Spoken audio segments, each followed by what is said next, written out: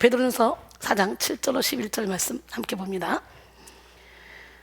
베드로전서 4장 7절로 11절 말씀 제가 읽겠습니다. 만물의 마지막이 가까이 왔으니 그러므로 너희는 정신을 차리고 근신하여 기도하라. 무엇보다도 뜨겁게 서로 사랑할지니 사랑은 허다한 죄를 덮느니라.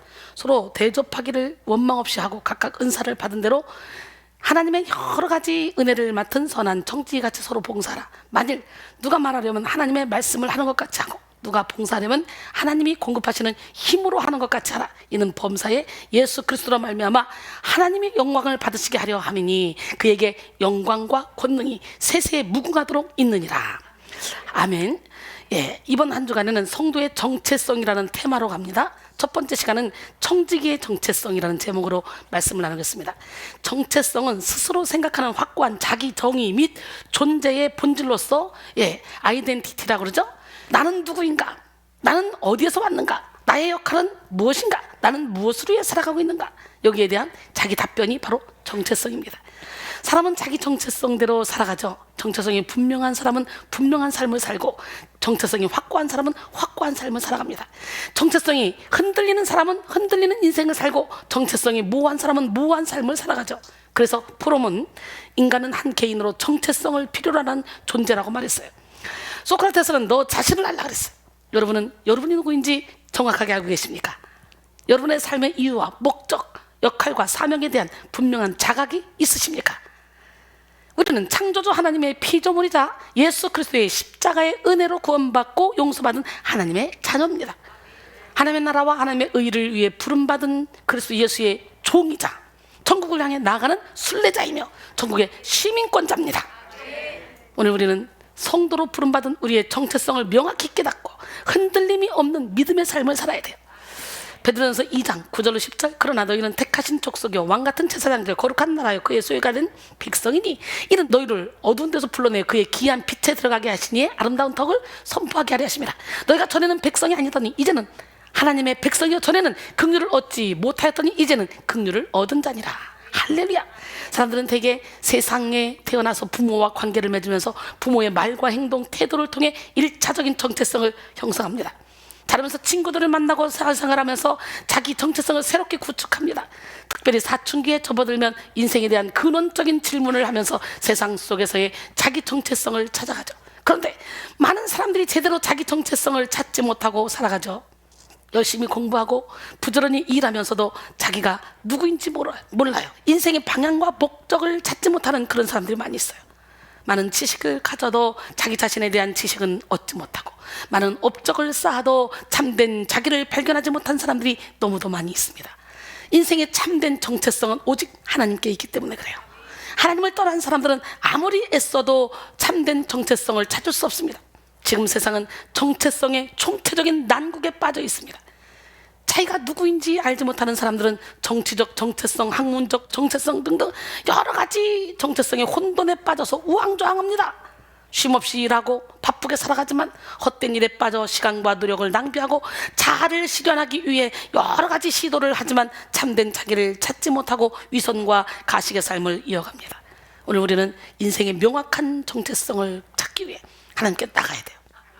우리는 하나님을 알아야 자기가 누구인지 알 수 있습니다. 하나님을 아는 만큼 자기 자신을 알게 되고 하나님을 경험한 만큼 자기 인생의 이유를 깨달을 수 있습니다. 에베소 1장 17절로 19절 우리 주 예수 그리스도의 하나님 영광의 아버지께서 지혜와 계시의 영을 너희에게 주사 하나님을 알게 하시고 너희 마음의 눈을 밝히사 그의 부르심의 소망이 무엇이며 성도 안에서 그 기업의 영광이 풍성함이 무엇이며 그의 힘의 위력으로 역사심을 따라 믿는 우리에게 베푸신 능력의 지극히 크심이 어떠한 것을 너희로 알게 하시기를 원하노라. 구하노라. 할렐루야. 수십 년 전에 인도의 정글에서 늑대의 젖을 먹고 자란 아이가 발견됐어요. 사람의 말을 하지 못하고 늑대처럼 네 발로 다니고 늑대처럼 으르렁거렸습니다. 이 아이를 사람처럼 만들려고 먹을 것을 이용해 훈련을 시키기도 하고 체벌을 가하기도 했죠. 사람답게 사는 법과 말을 가르치기도 했습니다. 그렇지만 이런 조치들이 좋은 효과를 내지 못했어요. 그런데 가장 효과적인 것이 있었습니다. 늑대 소년 앞에 거울을 갖다 놓은 거예요. 소년은 거울을 보면서 자신이 늑대와 다름을 인식하기 시작했어요. 서서히 인간다운 행동을 하기 시작했다고 합니다. 우리는 하나님의 말씀의 거울에 우리 영혼을 비춰봐야 돼요. 그리고 자기 정체성을 바라볼 수 있어야 돼요. 이 시간 우리는 모든 세상의 소리를 뒤로하고 진리에 기반한 하나님의 음성을 들으며 자기 정체성을 찾아가야 됩니다. 영적 전쟁은 정체성과의 싸움이에요. 정체성의 싸움. 교활한 마귀는 성도의 정체성을 무너뜨리면 모든 것이 다 무너진다는 것을 알고 있습니다. 이미 악한 마귀는 엄청난 하나님의 능력을 받은 삼손의 정체성을 무너뜨려서 그를 파멸의 길로 이끄는 일에 성공한 적이 있잖아요. 삼손은 태어날 때부터 나신으로 구별되어 하나님의 특별한 능력을 부여받았지만 욕심에 미혹되어 능력을 낭비하다가 원수들에게 사로잡혀 두 눈이 다 뽑히고 감옥에서 소나 말 대신 맷돌을 갈며 블레셋 백성들 앞에서 제주까지 부려야 하는 그런 밑바닥 인생으로 전락해버렸죠. 마지막 순간에 회개하여 하나님의 은혜를 입고 원수를 갚긴 했지만 그의 전반적인 인생은 나시린으로서의 정체성을 망각하고 육신의 쾌락을 쫓은 어리석은 삶이었어요. 우리가 삼손의 삶만 봐도 하나님의 자녀로서의 정체성이 불분명한 사람은 눈에 보이지 않는 영적인 것을 사모하기보다는 눈에 보이는 육신의 정욕, 안목의 정욕, 이생의 자랑을 따라가게 된다는 것을 알 수가 있어요. 정체성이 불분명한 사람은 하나님이 주시는 거룩한 사명에 대한 확신을 잊어버리게 됩니다. 사사기 16장 28절 삼손이 여호와께 부르짖어 이르되 주 여호와여 구하옵나니 나를 생각하옵소서. 하나님이여 구하옵나니 이번만 나를 강하게 하사 나의 두 눈을 뺀 블레셋 사람에게 원수를 단번에 갚게 하옵소서. 지금도 악한 마귀는요 우리의 정체성을 공격합니다. 하나님의 청직으로서의 정체성을 공격해서 하나님이 주신 시간, 물질, 재능을 자신의 것으로 여기고 자기 소견대로 살며 마귀의 통치를 받게 하고 하나님의 자녀로서의 정체성을 공격하여 하나님의 은혜와 관계가 없는 고아처럼 살게 합니다. 그리스도 예수의 종으로서의 정체성을 공격하여 하나님의 뜻과 상관없는 세상의 욕심에 치우친 그런 삶을 살게 하고 그리스도 예수의 군사로서의 정체성을 공격하여 나약하고 무력한 모습으로 어둠의 세력에게 굴복하는 그런 삶을 살게 합니다. 천국을 향한 순례자로서의 정체성을 공격하여 세속적인 삶에 집착하게 만들고 제자로서의 정체성을 공격해서 영적 성장을 위한 훈련을 피하고 육적인 이득만 구하는 삶을 살게 합니다. 성도로서의 정체성, 목사로서의 정체성, 권사, 장로, 집사, 전도사로서의 정체성을 잃게 하고 인본주의적인 삶을 살게 합니다. 간사한 마귀는 하나님이 아들 예수 그리스도에게도 정체성의 공격을 한 적이 있어요. 하나님의 아들 예수 그리스도에게도. 마귀는 40일간 줄이신 예수님께 네가 만일 하나님의 아들이거든 이 돌들에게 빵이 되라고 말해봐라. 그래서 배고픈데 먹어라 유혹하죠. 하나님의 아들이라는 정체성을 입증해 보라는 거예요. 마태복음 4장 1절 이하에 보면 성령에 이끌려 광야로 가서 밤낮으로 40일 금식한 후에 배가 고픈 상태야. 줄이셨어. 근데 시험하는 자가 예수께 나와서 이르되 네가 만일 하나님의 아들이거든 명하여 이 돌들로 떡덩이가 되게 하라. 예수께서 대답하여 이르시되 뭐라고 했어요? 기록되었을 때 사람이 떡으로만 살 것이 아니요 하나님의 입으로부터 나오는 모든 말씀으로 살 것이니라. 할렐루야. 예수님이 하나님인데도 불구하고 마귀는 겁도 없이 하나님이신 예수님한테까지 가서도 정체성을 흔들어 보려고 그래요. 예수님이 첫 번째 시험에 넘어오지 않자 마귀는 포기하지 않고 두 번째 시험에도 또 네가 만일 하나님의 아들이거든 그러죠. 이 단서를 붙여서 시험하죠. 마치 예수님이 하나님의 아들이 아닐 수 있다는 듯이 자극해서 행위로 정체성을 증명해 보라는 거예요. 마태복음 4장 5절 이하에 보니까 거룩한 성으로 데려다가 성전 꼭대기에 세우고 이르되 뭐라고 말해? 네가 만일 하나님의 아들이거든 뛰어내려봐. 기록되었을 때 그가 너를 위하여 그의 사자들을 명하시리니 그들이 손으로 너를 받들어 발이 돌에 부딪히지 않게 하리로다. 예수께서 이랬을 때 또 기록되었을 때 주 너희 하나님을 시험하지 말라 하였느니라. 할렐루야. 예수님은 마귀의 정체성 시험에 조금 더 흔들리지 않았어요. 예수님에게 하나님의 아들로서의 정체성은 입증할 필요가 없는 견고하고 확실한 것이었기 때문에 예수님은 정체성을 뒤흔드는 마귀의 소리보다 이는 내 사랑하는 아들이요 기뻐하는 자라 하시는 하나님의 음성에 집중했어요. 마태복음 3장 16절로 17절 예수께서 세례를 받으시고 곧 물에서 올라오실세 하늘이 열리고 하나님의 성령이 비둘기같이 내려 자기 위에 임하심을 보시더니 하늘로부터 소리가 있어 말씀하시되 이는 내 사랑하는 아들이요 내 기뻐하는 자라 하시니라. 할렐루야. 오늘 우리도 세상으로부터 들려오는 여러 가지 조롱과 비난, 유혹과 거짓의 소리를 물리치고 우리의 정체성을 밝히시는 하나님의 음성에 귀를 기울여야 합니다. 영적 정체성이 무너질 때 우리는 본질을 상실하고 행위에 치우치는 삶을 살게 됩니다. 이들은 자기 정체성과 자기 소유 및 행위가 뒤엉켜서 내가 하는 일이 곧 나다, 남들이 나에 대해서 말하는 것이 곧 나다, 내가 가진 것이 곧 나다, 내게 있는 영향력이 곧 나다 라는 사고방식을 가지고 물질지향적이고 행위지향적인 삶을 살아갑니다. 그러다가 일이 잘못되거나 사람들에게 인정을 받지 못한다고 생각되는 때를 맞이하는 순간 기운을 잃어버리고 탈진 상태에 놓이게 되죠.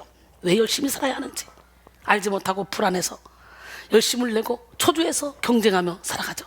공부를 잘해야 돈을 많이 벌어야, 일을 잘해야 사랑받고 인정받는 존재가 될 수 있다고 생각하고 뜻대로 되지 않으면 절망에 빠집니다. 시험에 떨어지고 사업에 실패하고 관계에 문제가 생기면 자기 존재 자체에 절망하며 극단적인 선택을 하는 사람들도 있어요. 그러나 하나님이 부여한 정체성을 바로 찾은 사람은 행위와 관계없는 존재론적 안정감을 누립니다. 흔들림 없는 존재적 만족을 누리며 감사와 은혜로 말미암은 열정으로 살아가죠. 하나님의 정체성과 함께 부여한 능력을 의지하여 하나님이 기뻐하시는 많은 열매를 맺으며 살아가는 우리 모두가 되길 원합니다. 이사야 26장 3절에 주께서는 심지가 견고한 자를 평강하고 평강하도록 지키시리니 이는 그가 주를 신뢰함이니이다. 그랬어요. 이 시간 여러분 모두가 영의 눈을 활짝 열고 영의 귀를 활짝 열어 하나님이 부여하신 정체성을 분명하게 찾고 부르심에 합당한 삶을 사시기를 바랍니다. 하나님의 청지기답게, 하나님의 자녀답게 그리스도의 흔적을 남겨야 돼. 주님의 종답게 살고 예수 그리스도의 군사답게 천국을 향해 순례자답게 예수님의 제자답게 살아가기를 바랍니다. 에베소 4장 1절로 4절 그러므로 주 안에서 갇힌 내가 너희를 권하노니 너희가 부르심을 받은 일에 합당하게 행하여 모든 겸손과 온유로 하고 오래 참음으로 사랑 가운데서 서로가 용납하고 평안에 매는 줄로 성령이 하나 되게 하신 것을 힘써 지키라. 몸이 하나요 성령도 한 분이시니 이와 같이 너희가 부르심의 한 소망 안에서 부르심을 받았느니라 그랬어요. 샘물 기독학교 교장인 유영업 목사님은 성도라는 신분은 세 가지 유형의 정체성으로 정리된다. 첫째, 예수의 피로 구속되어 세상으로부터 구별된 하나님의 자녀이고, 둘째, 하나님께 받은 사랑을 누리고 나누고 전파하는 사랑의 전도자이며, 셋째, 세상에 대한 성경적 대안과 온전한 회복을 확신하는 지혜로운 용사다라고 했어요. 할렐루야. 특별히 우리는 하나님의 청지기로서의 우리의 정체성을 분명히 하고 청지기에 합당한 인생을 살아야 합니다. 청지기는 주인의 집을 맡아서 관리하는 관리인을 의미하죠. 청지기는 주인이 의탁한 재물과 집 그리고 기구와 살림을 대신 맡아 관리하면서 주인의 이익을 도모하는 사람이에요. 헬라어로 오이코노모스인데요, 집사로 번역되기도 합니다. 우리는 하나님의 청지기로서 오직 하나님의 영광을 위해 살아야 돼요. 신약시대의 청지기는 주인의 대리자를 의미합니다. 청지기는 주인의 일을 맡아 처리하는 주인의 대리자이기에 신실하고 진실한 사람이어야 돼. 그러므로 하나님의 대리자인 성도는 신실하고 진실하게 살며 맡은 일에 충성을 다해야 합니다. 청지기는 하나님의 관리인으로서 흠잡을 데가 없고 자기 고집대로 하지 않아야 하며 많은 직무를 위해 자기의 지혜와 재능을 최대한으로 발휘해야 합니다. 하나님이 주신 시간, 물질, 재능, 가정, 사업 등 모든 것을 하나님의 뜻대로 잘 관리하고 사용하며 하나님께 영광을 돌려야 합니다. 고린도전서 10장 31절에 그런즉 너희가 먹든지 마시든지 무엇을 하든지 다 하나님의 영광을 위해서 하라. 할렐루야. 하나님은 우리를 주님의 청지기로 부르시고 우리가 하나님께 받은 모든 것을 통해 영혼을 살리는 하나님의 뜻을 이루기를 원하십니다. 하나님은 우리에게 생명을 주시고 여러 가지 재능, 물질, 은사를 주시고 자유의지를 주셨어요. 그래서 하나님이 맡겨주신 범위 안에서 자유의지를 선용하여 하나님의 복을 나타내는 삶을 살도록 하셨습니다. 그러므로 우리는 청지기로서의 정체성을 분명히 가지고 청지기에 합당한 삶을 살아야 돼. 고린도전서 4장 1절로 2절 사람이 마땅히 우리를 그리스도의 일꾼이요 하나님의 비밀을 맡은 자로 여길지어다. 그리고 맡은 자들의 구할 것은 충성이니라. 할렐루야. 요셉은 애굽의 노예로 팔려갔지만 보디발 장군의 집에 청지기로 있으면서 그의 온 집에 여호와의 복이 미치게 했습니다. 창세기 39장 4절 5절 요셉이 그의 주인에게 은혜를 입어 섬김에 그가 요셉을 가정 총무로 삼고 자기의 소유를 다 그의 손에 위탁하니 그가 요셉에게 자기의 집과 그의 모든 소유물을 주관하게 한 때부터 여호와께서 요셉을 위하여 그 애굽 사람의 집에 복을 내리심으로 여호와의 복이 그의 집과 밭에 있는 모든 소유에 미친지라. 할렐루야. 여러분 모두가 축복의 통로가 돼서 여러분으로 말미암아 여러분의 가정이 복을 받고 여러분을 만나는 사람이 복을 받고, 할렐루야. 예. 복 축복을 유통하는 우리 모두가 되길 원해요. 우리도 하나님이 주신 것을 선용하여 우리가 가는 곳마다 하나님의 복이 미치게 해야 된다는 거지. 어때요? 제가 그렇게 살고 있지 않습니까? 모든 것이 하나님의 것임을 고백하며 오직 하나님의 뜻대로 살아야 합니다. 라이프 코칭 회사 1% 클럽의 설립자이자 헤드 코치인 토미 뉴베리는 성공적인 삶이란 하나님께 받은 은사와 재능을 신실하게 사용하는 청지기의 삶이다 라고 했습니다. 인생의 고통은 하나님의 것을 자기 것이라고 착각하는 데서 비롯합니다. 하나님의 소유된 인생을 자기 것이라고 여기고 자기 욕심껏 살려고 하기 때문에 마귀의 종살이를 하게 되는 거예요. 우리는 하나님의 소유입니다. 하나님의 소유된 우리가 자기 권리를 주장하는 이런 질서에 어긋나는 일이며 엄밀히 말해 하나님의 것을 도둑질하는 거예요. 내 것이 아니에요. 나는. 사람들은 누군가 다른 사람의 것을 훔치거나 타인의 권리를 침해하면 큰 잘못이라고 여기며 손가락질하죠. 그런데 정작 자신은 하나님의 것인데도 불구하고 자기가 하나님 것을 훔치고 있으면서도 스스로 잘못되었다고 인지하지를 못하는 거예요. 너는 값으로 산 것이 됐다. 빚값으로 샀잖아. 청지기의 정체성이 없는 사람은 하나님이 하나님의 뜻을 이루라고 잠시 잠깐 맡겨주신 물질을 자기 것이라고 여기기 때문에 물질을 우상 삼고 더 많은 부를 소유하기 위해 혈안이 됩니다. 이들은 돈에 쉽게 눈이 멀고 돈을 많이 가지면 최고의 행복을 누릴 수 있을 것이라고 생각합니다. 이렇게 물질의 부유함을 통해 만족을 얻으려는 사람들은 여러 가지 시험에 빠지고 해로운 욕심의 미혹을 받아 멸망의 길로 갈 수밖에 없습니다. 물질에 집착하는 사람은 스스로 근심하며 자기를 괴롭히는 삶을 살게 되고 물질에 집착하느라 영원한 내세를 보지 못합니다. 디모데전서 6장 9절로 10절 부활이 하는 자들은 시험과 올무와 여러 가지 어리석고 해로운 욕심에 떨어지다니 곧 사람으로 파멸과 멸망에 빠지게 하는 것이라. 돈을 사랑함이 일만하게 뿌리가 되나니 이것을 탐내는 자들은 미혹을 받아 믿으면서 떠나 많은 근심으로써 자기를 찔렀도다 그랬어요. 마을 사람들로부터 선한 사람이라고 칭송을 받는 부자 노인이 있었습니다. 한날은 이웃 마을에 사는 부자 노인이 찾아왔어요. 이웃 마을의 부자 노인은 난 당신이나 별 다를 바가 없이 살아왔다고 생각하는데 왜 나는 구두쇠라는 따돌림을 받고 당신은 마을 사람들로부터 이렇게 존경을 받는지 모르겠소? 무슨 특별한 비결이라도 있어? 그런 것이 있다면 좀 알려주시오 라고 칭송받는 인생의 비결을 물었습니다. 똑같이 부자인데도 한 사람은 칭송받고 한 사람은 구두쇠를 듣는 거예요. 그러자 칭송받는 부자 노인은 특별한 비결은 없습니다. 나는 하나님을 경외하는 사람이라서 내게 있는 재산이 내 것이 아니라 하나님께서 맡기신 것이라고 생각할 뿐이죠. 그래서 나를 위해서가 아니라 사여와 다른 사람을 위해서 하나님께서 원하신 대로 재산을 조금 나누어서 쓸 뿐입니다 라고 했습니다. 구두쇠 노인은 내가 평생 일해 모은 재산이 내 것이 아니라니 그리고 그것을 다른 사람을 위해 사용하다니 라고 중얼거리면서 도저히 이해할 수 없다는 그런 표정을 지었습니다. 그 후로도 구두쇠 노인의 생활은 변하지 않았고 그가 죽었을 때는 찾아온 이웃도 별로 없는 쓸쓸한 장례식이었다고 합니다. 세상을 살아가는데 돈은 반드시 필요한 것이지만 우리는 돈의 노예가 돼서는 안 돼요. 오히려 돈을 다스리는 자가 돼야 돼. 존 웨슬리는 할 수 있는 대로 돈을 많이 벌어라, 가능한 한 많이 저축하라, 힘을 다해 그 돈을 나누어서 주어라 그랬어요. 돈의 노예가 되면 하나님의 일을 할 수 없습니다.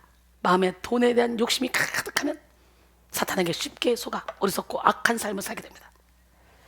그래서 사도 바울은 교회의 감독을 뽑을 때 돈을 사랑하지 않는 자를 뽑으라 그랬어요. 디모데전서 3장 1절로 3절 미쁘다 이 말이여 곧 사람이 감독의 직분을 얻으려 함은 선한 일을 사모하는 것이라 함이로다. 그러므로 감독은 책망할 것이 없으며 한 아내의 남편이 되며 절제하며 신중하며 단정하며 나그네를 대접하며 가르치기를 잘하며 술을 즐기지 아니하며 구타하지 아니하며 오직 관용하며 다투지 아니하며 돈을 사랑하지 아니하며. 우리는 하나님이 주신 돈을 하나님의 뜻대로 잘 쓸 줄 아는 자가 돼야 돼. 강철한 카네기는 인생은 두 시기로 나누어야 한다. 전반부는 부를 획득하는 시기이고 후반부는 부를 분배하는 시기여야 된다 그랬어요. 카네기는 자신의 말처럼 인생의 후반기에 돈 벌기를 중지하고 생을 마감할 때까지 미국 전역에 수많은 도서관을 건립했고 선행기금을 창설하고 장학기금 등에 기부했습니다. 84세 된 해에 돈 벌기보다 쓰기가 더 어렵다라는 유명한 말을 남기고 빈손으로 고향 스코틀랜드에 돌아가 묻혔다고 합니다. 잠언 11장 24절로 25절 흩어 구제해도 더욱 부하게 되는 일이 있나니 과도히 아껴도 가난하게 될 뿐이라. 구제를 좋아하는 자는 풍족해질 것이요 남을 윤택한 자는 자기도 윤택하여지리라. 주라 그리하면 너에게 줄 것이니 곧 후이 되어 누르고 흔들어 넘치도록 하여 너에게 안겨주리라. 누가복음 6장 38절에 너희가 헤아리는 그 헤아림으로 너희가 도로 헤아림을 받을 것이라 그랬어요. 우리는 물질의 주인이 하나님이라는 걸 알고 하나님의 뜻대로 쓸 줄 알아야 돼. 그렇지 못할 때 우리는 하나님과 재물을 겸하여 섬기려다가 모든 것을 한꺼번에 잃어버리게 돼. 그래서 우리 주님은 말씀하시죠. 보물을 땅에 쌓아두지 말라고. 마태복음 6장 19절로 24절 보니까 너희를 위하여, 누구를 위하여? 우리는 나를 위하여 보물을 막 쌓아두는 게 부자고 내가 잘 살 것 같고 행복할 것 같지만 너희를 위하여 보물을 땅에 쌓아두지 말라. 거기는 좀과 동록이 헤매며 도둑이 구멍을 뚫고 도둑질하느니라. 오직 너희를 위하여 보물을 하늘에 쌓아두라. 거기는 좀이나 동록이 해하지 못하며 도둑이 구멍을 뚫고 도둑질도 못하느니라. 내 보물이 있는 그곳에는 내 마음도 있느니라. 눈은 몸의 등불이니 그러므로 내 눈이 성하면 온몸이 밝을 것이요 눈이 나쁘면 온몸이 어두울 것이니 그러므로 내게 있는 빛이 어두면 그 어둠이 얼마나 더하겠느냐. 한 사람이 두 주인을 섬기지 못할 것이니 혹 이를 미워하고 저를 사랑하거나 혹 이를 중히 여기고 저를 경히 여기거나 너희가 하나님과 재물을 겸하여 섬기지 못하느니라 그랬어요. 갑자기 재물 얘기하다가 왜 눈 얘기가 나와요? 재물의 눈이 멀어버리면 영적인 눈도 멀어버린다는 거예요. 또 하나님이 주신 자녀를 자기 소유라고 생각하고 하나님이 주신 배우자를 자기 소유라고 생각하는 사람들은 가족을 우상 삼아 하나님의 일을 멀리합니다. 하나님이 선물로 주신 가족에게 매달리느라 선물을 주신 하나님을 잊고 자기 중심적인 삶을 추구하느라 영의 일을 배척합니다. 그래서 예수님은 예수님과 복음을 위해 가족을 버려야 진정한 의미에서 가족을 얻을 수 있다고까지 말씀하셨어요. 가족을 우상 삼고 하나님보다 더 사랑하면 어둠의 권세가 가정을 결박하고 장악하기 때문에 사랑한다고 해도 상처만 난무한 가정이 될 수밖에 없기 때문에 그래요. 그러나 모든 것이 하나님의 것임을 인정하고 하나님 1순위로 살면서 모든 가족이 힘을 다해 복음을 위해 살면 현세의 가정의 축복을 100배로 받고 내세의 영생을 받게 됩니다. 그러므로 우리는 청지기의 정체성에 복받는 지름길이 있음을 알고 청지기적인 삶을 살아야 합니다. 가족을 자기 소유로 여기지 말고 가족의 영혼을 돌보아 하나님께 인도하고 하나님의 일에 쓰임받는 가족 구성원이 다 되어야 될 줄 믿습니다. 마가복음 10장 29절로 30절 예수께서 이르실 때 내가 진실로 너에게 이르노니 나와 복음을 위하여 집이나 형제나 자매나 어머니나 아버지나 자식이나 전토를 벌인 자는 현세에 있어 집과 형제와 자매와 어머니와 자식과 전토를 100배나 받되 박해를 겸하여 받고 내세 영생을 받지 못할 자가 없으리라 그랬어요. 할렐루야. 또한 하나님이 주신 재능을 자기 것이라고 여기는 사람들은 쉽게 교만과 우월의식에 빠집니다. 하나님이 능력을 주셨기 때문에 무슨 일이든지 잘 할 수 있는 것인데 자기가 잘나서 잘하는 것이라 착각하고 하나님께 영광을 돌리지 않죠. 이런 사람들에게는 은혜의식이 없어요. 우월의식과 은혜의식은 반비례합니다. 은혜의식에 젖어 있는 사람들은 하나님의 지혜를 드러내기 위해 자신의 미련함을 드러내어 자랑합니다. 내가 이렇게 부족하고 내가 이렇게 연약한데 우리 하나님께서 나를 이렇게 지혜롭게 만들어 주셨어. 하나님의 지혜를 드러내기 위해 내 연약함을 간증하는 거죠. 드러내죠. 하나님의 강하심을 자랑하기 위해 나의 연약함을 드러냅니다. 그러나 우월의식에 빠져있는 사람들은 자신이 가지고 있는 육체적 장점을 부각하며 말에서 행동에서 눈빛에서 표정에서 자기 우월감을 드러냅니다. 이들은 자기가 누리는 것을 당연하게 여기고 하나님의 은혜를 망각하죠. 지금까지 이런 자신의 삶이 자기 노력과 자기 재능으로 이루어진 것이라 여기고 하나님께 감사하지 않습니다. 하나님의 말씀과 관계없이 자기 마음대로 살면서 죄의식을 갖지 못하고 하나님의 뜻에는 관심이 없어요. 뿐만 아니라 하나님이 주신 재능을 자기 소유라고 여기는 사람들은 재능을 개발하지 않고 나태하게 사는 삶에 문제가 없다고 생각합니다.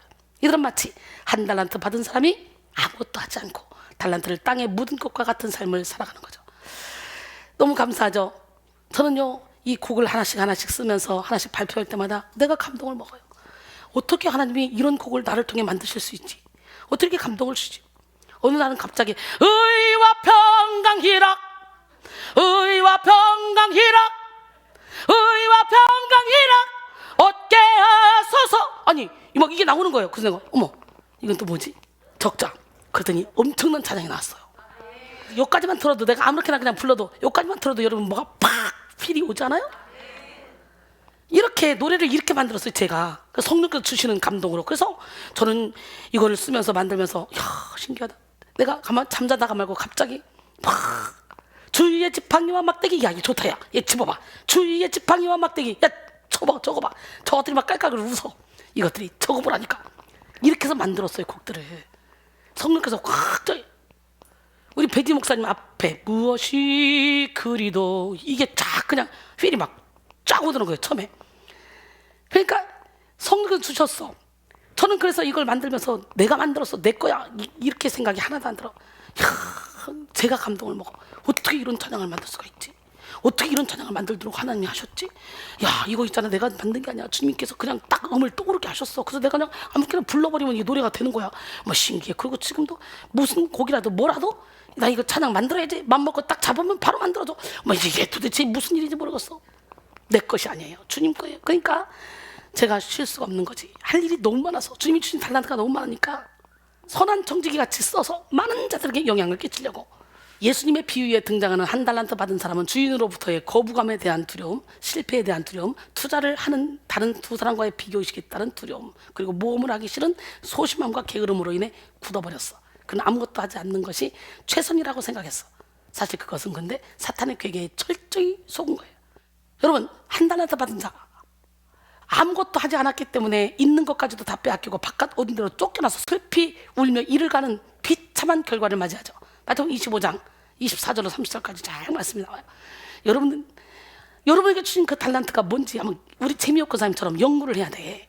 재미없고 사님 그러잖아. 하나님, 내가 여기서 해야 될 일이 무엇이죠? 오자마자 막 그러고 기도하니까 이렇게 지나오면서, 제가 설교하러 나오면서 그러더래요.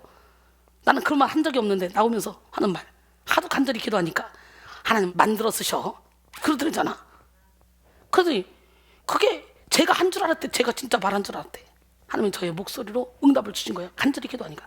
그러니까 본인이 노력을 하잖아. 하나님은 준비된 자를 쓰잖아. 오늘 우리도 하나님이 우리에게 맡기신 것을 개발하지 않고 방치하며 나태하게 사는 것이 얼마나 큰 죄인지 깨달아야 돼.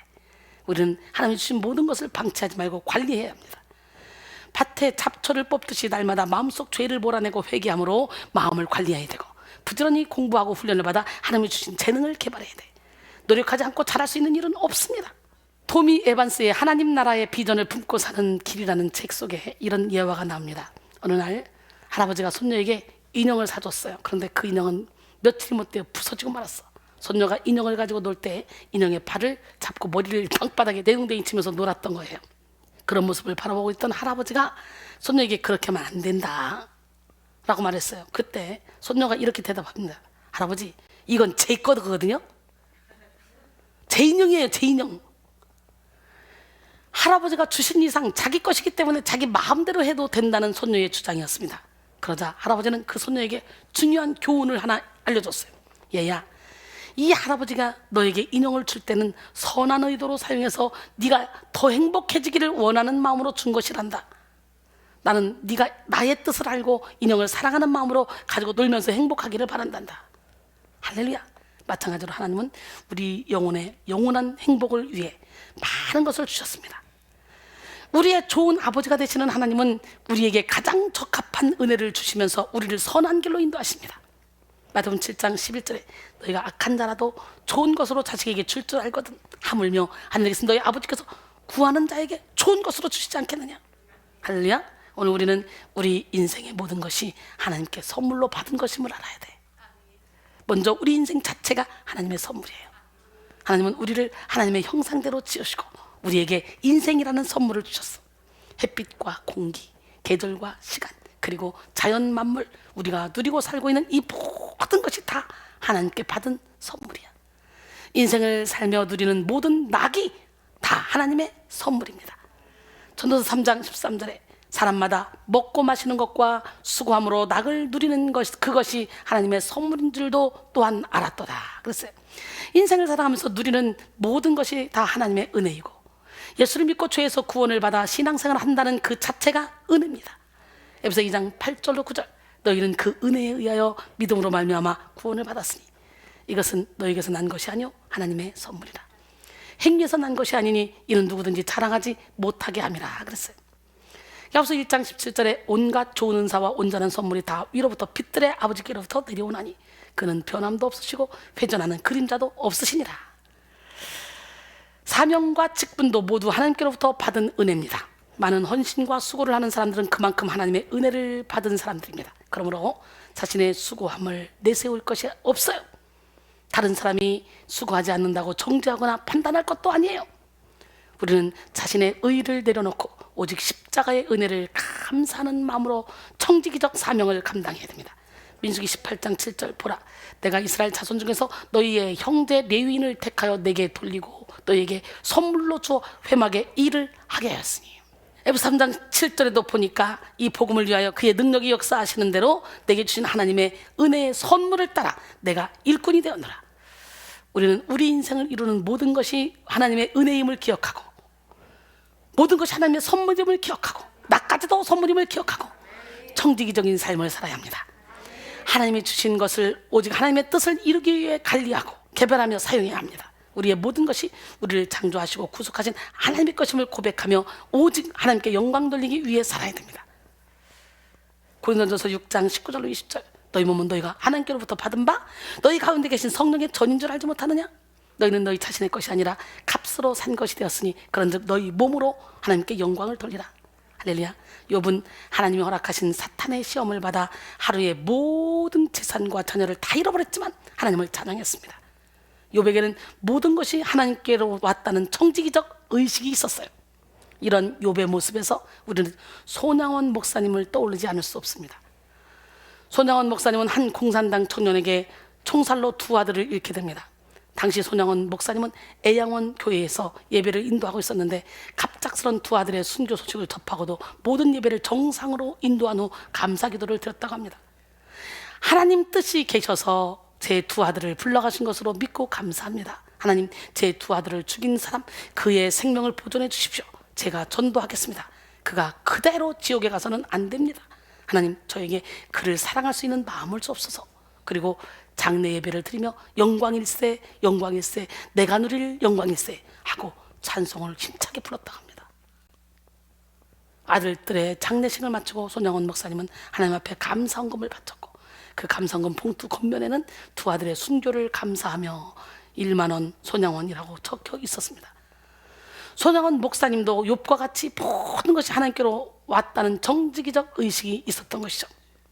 욥기 1장 20절로 22절, 욥이 일어나 겉옷을 찢고 머리털을 밀고 땅에 엎드려 예배하며 이르되 내가 모태에서 알몸으로 나왔사온 즉 또한 알몸이 그리로 돌아가올지라.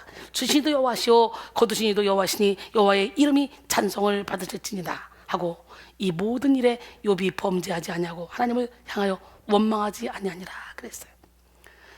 손양원 목사님은 이렇게 사명자이기 때문에 결국은 그 아들을 죽인 그 사람을 아들로 삼아서 키웠지만, 아들을 죽인 그 사람을 평생을 보고 살은 사모님이 엄청나게 괴로운 삶을 살았다고 그런 말을 오늘 우리 교수님이 강의 중에 하시더라고요.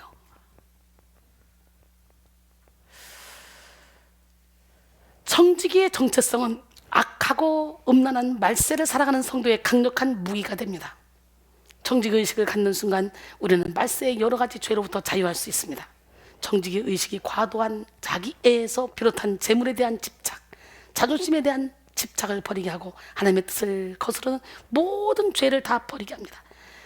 디모데후서 3장 1절로 5절, 너는 이것을 알라. 말세에 고통하는 때가 이르러 사람들이 자기를 사랑하며 돈을 사랑하며 자랑하며 교만하며 비방하며 부모를 거역하며 감사하지 아니하며 거룩하지 아니하며 무정하며 원통함을 풀지 아니하며 모함하며 절제하지 못하며 사나우며 선한 것을 좋아하지 아니하며 배신하며 조급하며 자만하며 쾌락을 사랑하기를 하나님 사랑하는 것보다 더하며 경건의 모양은 있으나 경건의 능력은 부인하니 이 같은 자들에게서 내가 돌아서라 그랬어요.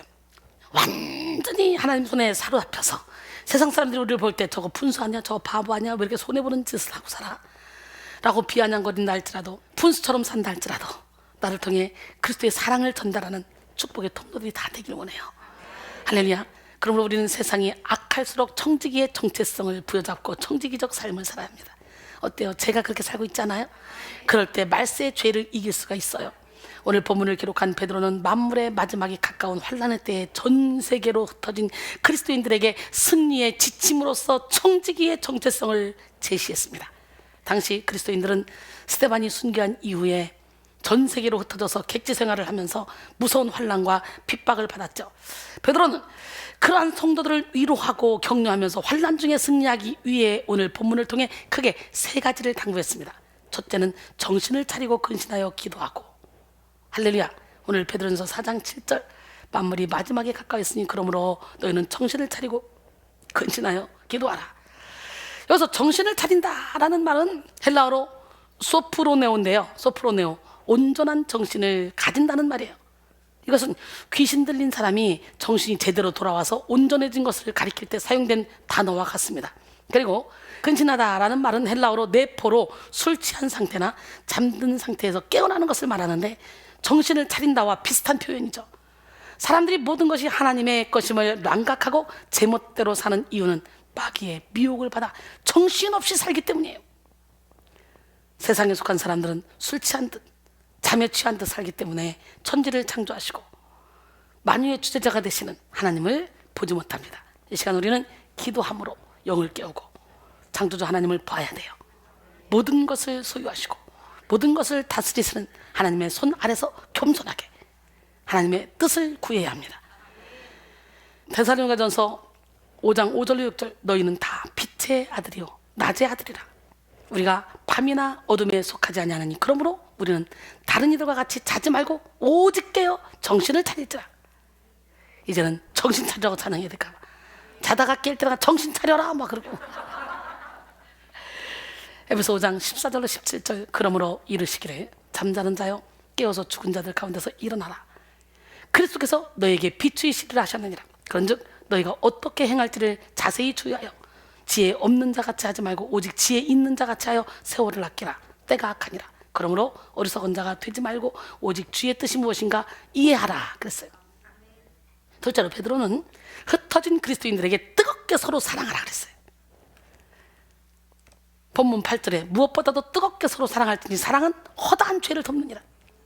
말세의 악을 이기는 능력은 사랑에 있습니다. 사랑은 율법의 완성입니다. 로마서 13장 10절에 사랑은 이웃에게 악을 행하지 않나니 그러므로 사랑은 율법의 완성이니라. 할렐루야. 누가 우리를 그리스도의 사랑에서 끊으려? 예수님의 사랑이 나를 강권하면 환난도 곤고도 박해도 기근도 덕신도 사망이나 생명 천사들 권세들 현재의 창조의 능력이 높으며 깊으나 다른 어떤 것도 우리를 그리스도의 사랑에서 끊을 수 없어. 사망아 너희 쏘는 것이 어딨냐? 사망아 너희 승리가 어딨냐? 사망이 쏘는 건 죄요. 죄의 권능은 율법인데 예수님의 사랑이 예수 그리스도의 사랑이 율법을 완성시켰다냐? 그러니까 사망도 두렵지가 않은 거예요. 에베소 3장 16절로 19절 그의 영광의 풍성함을 따라 그의 성령으로 말미암아 너희 속사람을 능력으로 강건하게 하시오며 믿음으로 말미암아 그리스도께서 너희 마음에 계시게 하셨고 너희가 사랑 가운데서 뿌리가 박히고 터가 굳어져서 능히 모든 성도와 함께 지식에 넘치는 그리스도의 사랑을 알고 그 너비와 길이와 높이와 깊이가 어떠함을 깨달아 하나님의 모든 충만하신 것으로 너에게 충만하게 하시기를 구하노라 그랬어요. 하나님의 사랑의 너비와 길이와 높이와 깊이가 어떠함을 깨달아 사랑으로 충만해지는 여러분 모두가 되길 원합니다. 하나님이 주신 사랑으로 사랑할 때 어둠의 권세는 힘을 쓰지 못하고 떠나갑니다. 요한일서 4장 18절에 사랑 안에 두려움이 없고 온전한 사랑이 두려움을 내쫓나니 두려움에는 형벌이 있습니다. 두려워하는 자는 사랑 안에서 온전히 이루지 못하였느니라 그랬어요. 허다한 죄를 덮고 두려움을 물리치는 사랑은 하나님의 사랑입니다. 우리는 자신의 의의를 내려놓고 오직 십자가의 은혜를 감사하는 마음으로 청지기적 사명을 감당해야 합니다. 우리는 하나님의 사랑을 우리 마음에 부음받아 그 사랑으로 사랑해야 합니다. 소유욕으로 하는 사랑, 이기심으로 하는 사랑, 이런 사랑은 병든 사랑이에요. 우리는 하나님이 주시는 사랑으로 이웃을 사랑하고 원수까지 사랑해야 됩니다. 특별히 우리는 청지기적 삶을 살기 위해 하나님을 전심으로 사랑해야 돼요. 하나님을 진실하게 사랑해야 돼요. 청지기로서의 삶을 살면서 하나님을 제1 우선순위로 살아야 돼요. 마태복음 6장 33절에 그런즉 너희는 먼저 그의 나라와 그의 의를 구하라. 그러면 이 모든 것을 너에게 더하시리라. 하나님을 사랑하는 청지기는 인생의 기준을 하나님의 말씀에 둡니다. 먼저 주의 일에 힘씁니다. 하나님의 비전을 자기 꿈으로 삼고 성령의 능력을 의지해서 하나님의 뜻을 이루기에 힘씁니다. 이들의 신앙생활에는 타협이 없어요. 적당히도 없어요. 대충도 없어요. 하나님을 사랑하기 때문에 매사에 최선을 다하고 자원하는 마음을 갖습니다. 셋째로 베드로는 청지기의 정체성을 가지고 서로 봉사하라 그랬어요. 오늘 본문 9절로 11절 서로 대접하기를 원망 없이 하고 각각 은사를 받은 대로 하나님의 여러 가지 은혜를 맡은 선한 청지기같이 서로 봉사하라. 만일 누가 말하려면 하나님의 말씀을 하는 것 같이 하고 누가 봉사하려면 하나님이 공급하시는 힘으로 하는 것 같이 하라. 이는 범사에 예수 그리스도로 말미암아 하나님의 영광을 받으시게 하려 함이니 그에게 영광과 권능이 세세에 무궁하도록 있느니라. 아멘. 우리는 하나님께 거저받았기에 거저주는 인생을 살아야 합니다. 대접하면서 원망하거나 생색을 내서는 안 됩니다. 모든 것이 하나님께로부터 왔기에 하나님이 주신 것으로 자원하는 심령으로 봉사해야 합니다. 현대어 성경은 본문 10절을 다음과 같이 번역했어요. 하나님께서는 여러분 누구에게나 특별한 능력을 주셨으니 그것을 서로 돕는 일에 사용하십시오. 하나님의 넘치는 복을 다른 사람과 나누십시오. 이렇게 해서 하나님께서 주신 그 선물을 잘 관리하도록 하십시오 라고. 할렐루야. 제가 이거 잘하고 있죠? 고린도전서 4장 7절에 누가 너를 남달리 구별하였느냐? 내게 있는 것 중에 받지 아니한 것이 무엇이냐? 내가 받았은즉 어찌하여 받지 아니한 것 같이 자랑하느냐? 그랬어요. 청지기의 정체성으로 살아갈 때 개인의 영성이 살아나고 가정이 살아나고 교회가 살아나고 사회가 살아납니다. 기독교 역사상 교회가 부흥할 때는 늘 성도들에게 청지기의 정체성이 있었어요. 초대교회 성도들은 자신이 청지기라는 사실을 잘 알았어요. 그래서 원망 없이 대접하고 하나님 주시는 힘으로 봉사했습니다. 이런 대접과 봉사로 말미암아 초대교회는 날마다 부흥했죠. 우리 교회가 그런 교회가 돼야 돼. 초대교회를 많이 닮았어 우리 교회가. 여러분 근데 청지기적 역할을 감당하지 않는 몇몇 분 때문에 완전히 닮았다고는 못하니까 오늘 닮으시기 바랍니다. 사도행전 2장 42절로 47절 그들이 사도의 가르침을 받아 서로 교제하고 떡을 떼며 오로지 기도하기를 힘쓰니라. 사람마다 두려워하는데 사도들로 말미암아 기사와 표적이 많이 나타나니 믿는 사람이 다 함께 있어 모든 물건을 서로 통용하고 또 재산과 소유를 팔아 각 사람의 필요를 따라 나눠주며 날마다 마음을 같이하여 성전에 모이기를 힘쓰고 집에서 떡을 떼며 기쁨과 순전한 마음으로 음식을 먹고 하나님을 찬미하며 온 백성에게 칭송을 받으니 주께서 구원받는 사람을 날마다 더하게 하시니라. 이 역사가 우리 교회를 통해 일어나고 있어요. 지금 우리는 성령의 은혜를 받았다면 이제 청지기 의식으로 봉사하고 섬기며 살아가야 돼. 그래서 침례교회의 집사였던 카터 전 미국 대통령은 교회학교, 교회 봉사, 사랑의 집지키 운동 등 행동하는 신앙인으로 섬김과 봉사 생활에 본을 보이며 세계인에게 감동을 주는 아주 신실한 그리스도인입니다. 그는 평소에 말하기를 하나님이 나를 미국 대통령에 당선시키신 것은 대통령직을 마친 다음에 시키고 싶은 일이 있어서다. 그것은 바로 봉사활동이다. 그랬다는 거예요. 할렐루야. 신앙의 자유를 찾아 미국 신대륙으로 이주한 청교도들의 핵심 정신도 바로 청지기 의식이었습니다. 청교도들은 철저한 청지기 의식을 가지고 무슨 일을 하든지 열심히 하면서 주일 성수와 11조를 생명처럼 소중히 여겼습니다. 여러분, 우리는 청지기 정신으로 베풀고 섬기며 무한한 능력과 기쁨을 누리며 살아가야 돼요. 자기 힘이 아니기 때문에 무한한 힘을 발휘할 수 있고 자기 지혜가 아니기에 기발한 지혜를 나타낼 수 있습니다. 어떻게 살면? 청지기적 삶을 살면. 누가 주셨어? 하나님이 주셨어. 청지기적 삶을 살면 자신의 시간과 물질이 아니기 때문에 더욱더 영원하고 의미 있는 일을 위해 쓸 수가 있습니다.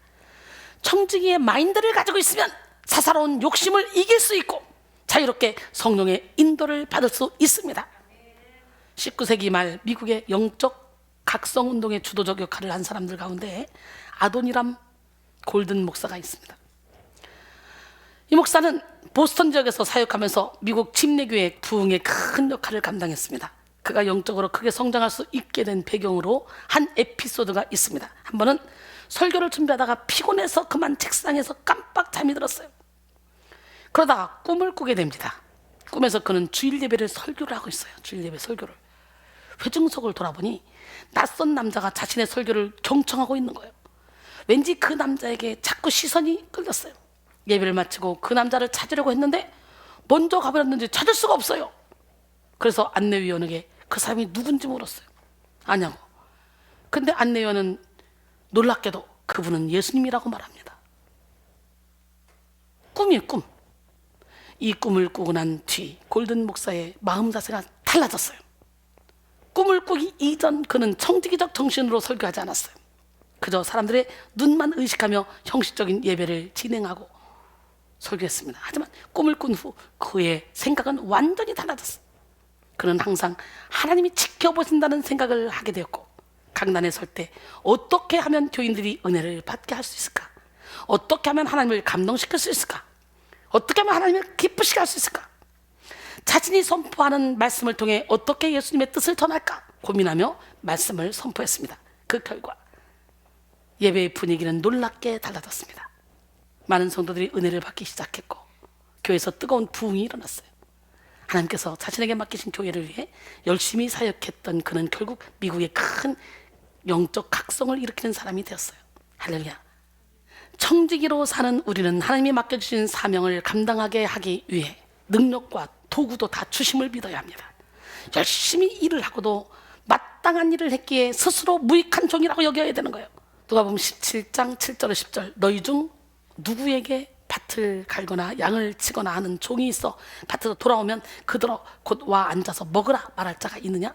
도리어 그더러 내 먹을 것을 빨리 준비하고 띠를 띠고 내가 먹고 마시는 동안 수종 들고 너는 그 후에 먹고 마시라 하지 않겠느냐? 명한 대로 하였다고 종에게 감사하겠느냐? 이와 같이 너희도 명령받은 것을 다 행한 후에 이르기를 우리는 무익한 종이라 우리가 해야 할 일을 한 것뿐입니다 라고 할지니라 그랬어요. 할렐루야.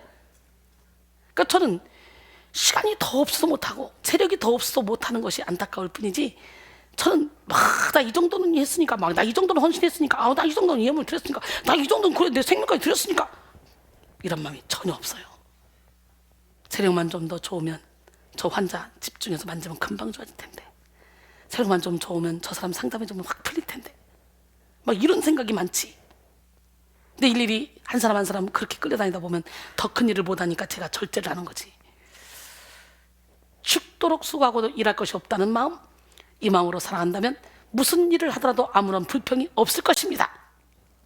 우리가 가정생활 하는 데 있어서도 자식을 위해 수고하는 부모의 마음과 남편을 위해 희생하는 아내의 마음, 아내를 위해 봉사하는 남편의 마음만 있다면 아무런 불평 없이 문제가 없이 헌신할 거 아니에요.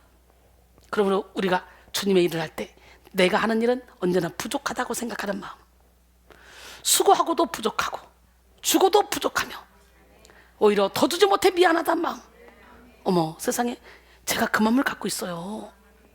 제가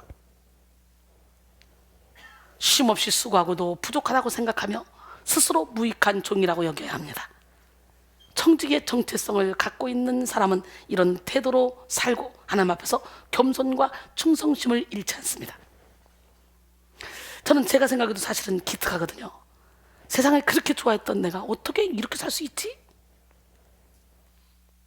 요즘에는 찬양을 만들려면 저는 옛날부터 제가 그러죠? 저는 진한 찬양, 고난이 유익이라처럼 진한 찬양, 사람들 물을 쑥쑥쑥 빼는 찬양, 내적 치유 찬양 이거를 많이 불러왔어요. 그래서 내적 치유를 많이 했는데 요즘 내 내면이 너무 행복해서 그런 찬양보다는 막 기쁘고 즐겁고 행복한 찬양만 자꾸 나오는 거예요. 가사가 심오한데도 박죠, 막죠, 단조곡인데도 박지 않아요? 맑고 영혼이 기뻐서. 그러나 내가 다시 한번 기도하면서 원래 내 전공 진한 찬양을 만들어 봐야 되겠어요. 그래서 그 진한 찬양 몇 곡 만들어서 막 섞어가지고 음반에 넣을까봐. 지금의 나 된 것은 온전히 하나님의 은혜입니다. 고린도전서 15장 10절에 그러나 내가 나 된 것은 하나님의 은혜로 된 것이니 내게 주신 그의 은혜가 헛되지 않아요. 내가 모든 사도보다 더 많이 수고하였으나 내가 한 것이 아니요 오직 나와 함께 하신 하나님의 은혜로라. 할렐루야. 결론적으로 성도의 정체성, 무슨 정체성 했어요? 첫 번째 시간 시작? 청지기의 정체성이라는 제목으로 은혜를 나눴는데 여러분이 볼 때 제가 청지기의 정체성을 제대로 갖고 있는 것 같지 않아요? 진짜 제대로 갖고 있는 것 같아요. 하나님이 은혜로 주신 모든 것을 하나님의 뜻대로 관리하고 개발하며 사용해야 합니다. 하나님의 것을 내 것이라고 여기는 순간 마귀의 총살이를 하며 고통스러운 삶을 살게 됩니다. 우리는 말세의 죄를 이기고 청지기의 정체성을 갖기 위해 뜨겁게 기도하여 영을 깨우고 뜨겁게 사랑해야 합니다. 청지기 정신으로 봉사하며 하나님의 뜻을 이루어야 합니다. 이 시간 여러분 모두가 시간의 청지기. 무슨 청지기? 시간의 청지기. 나는 지금 시간의 청지기 제대로 하고 있는 거 보이죠? 물질의 청지기. 어때요? 이순이 다 털어다가 막 그냥 무조건 하나님 나라 확장을 위해 애쓰고 있는 거 보이죠? 재능의 청지기. 어때요? 이순이 재능 있는 거 없는 거 다 딱딱 긁어다가 그냥 뭐든지 다 하나님이 기뻐하시는 일을 하려고 애쓰고 있죠? 생명의 청지기로서의 사명을 잘 감당해요. 왜? 이순이 봐요. 이순이의 생명만 사는 것이 아니라 생명의 청지기로 많은 생명을 고치려고 이렇게 밤낮으로 애쓰고 있잖아요. 이 사명을 잘 감당하시고 청지기의 정체성이 만든 건강한 영성으로 천국의 기쁨을 누리시기를 주님의 이름으로 축원합니다. 그렇게 해서는 어떻게 해야 돼? 주의 영이 여러분에게 임해야 돼요. 아멘. 뭐가 임해야 돼? 아멘. 주의 영이 내게 임하셨으니 우리 함께 찬양합니다.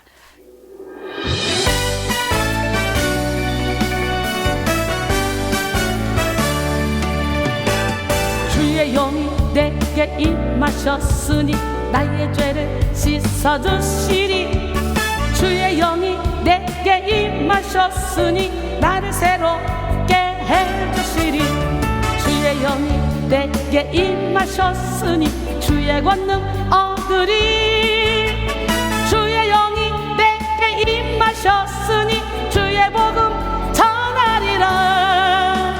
가난한 자에게 아름다운 소식을 전하게 하시려 기름 부어주시네. 마음이 상한 자 고치며 포로된 자에게 자유를, 갇힌 자에게 놀림을 선포하겠네. 눈먼 자에게 같이 보게 함을